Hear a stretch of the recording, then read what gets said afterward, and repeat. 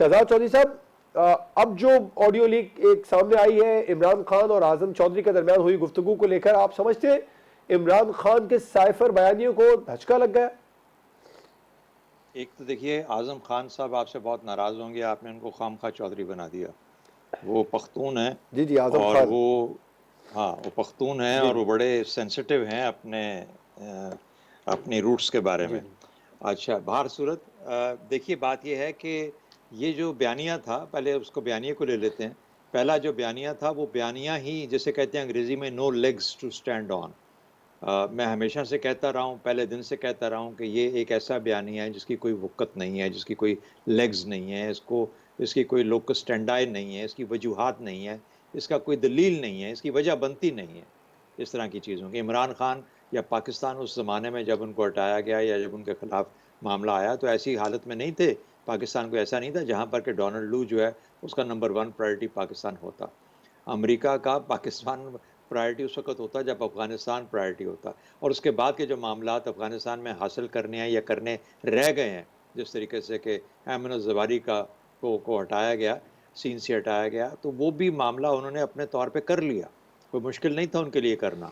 उनके जहाज़ अफ़गानिस्तान से निकलने के बाद अमेरिका के जहाज़ F-16 उड़ते रहे उस फ़ज़ा के अंदर। अब कहने का मतलब ये है कि ये कहाँ से आते हैं? अज़रबैजान से आते हैं, अपने ईस्ट सा अपना ये जो इनके एशिया में जो बेसिस हैं, सेंट्रल एशिया के, वहाँ से आते हैं, गल्फ़ से आते हैं और पाकिस्तान ईरान के बॉर्डर पे चलते हुए आते हैं, कुछ नहीं कहा जा सकता। शायद किसी को इन्फॉर्मेशन हो। लेकिन कहने का मतलब ये है कि जिसका कि दुनिया भर में प्रेज़ेंस है, जिस ताकत की, अमेरिका की, तो उसको आप किस हद तक, वो उसको क्या इंटरेस्ट होगा? उनको इंटरेस्ट उस वक़्त होता है जब उनका खत्ते में इंटरेस्ट होता है, और अफ़गानिस्तान में जाने के बाद खत्ते में इंटरेस्ट उनका बड़ी हद तक कम होके रह गया। अब सिर्फ़ और सिर्फ़ ईरान की हद तक और पाकिस्तान की किसी नामुस्तैद कॉन्सिक्वेंसेज़ की हद तक उनका इंटरेस्ट रह गया। Having said that, Imran Khan साहब का बयानिया पहले दिन से विदाउट लेग्स था। अब क्या हुआ है कि अब जब ये लीक्स आ रही हैं, विकीलीक्स कह लीजिए पाकिस्तान की, ये पाकिस्तान की विकीलीक्स हैं। ये इन्होंने आपका चेहरा, आपकी पॉलिटिशियंस का, आपके पॉलिटिकल प्रोसेस का, आपके डिसीजन मेकिंग का और आपके निज़ाम का, गवर्नेंस के निज़ाम का खोल के सबके सामने रख दिया है। ये हकीकत है। इसे हमें ये नहीं भूलना चाहिए, यही हकीकत है। दुनिया भर में शायद ऐसा ही होता होगा।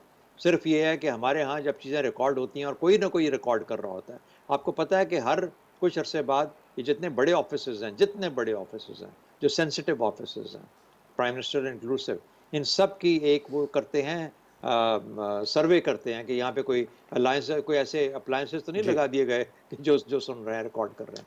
तो यानी इस चीज़ों के बावजूद, और आजकल तो इलेक्ट्रॉनिकली क्या कुछ पॉसिबल नहीं है। पेगासस, वो एक, आपने सुना होगा, अब तो पाकिस्तान में भी बहुत मशहूर होगा आज के दिनों में। पेगासस इज़राइली सॉफ्टवेयर है जो आपके फ़ोन में के अंदर से चीज़ें निकाल के, मीर साहब बता रहे थे, तस्वीरें गायब हो जाती हैं। बहरहाल वो सब कुछ अवेलेबल है। Everything is known about you, now it is being marketed to the world.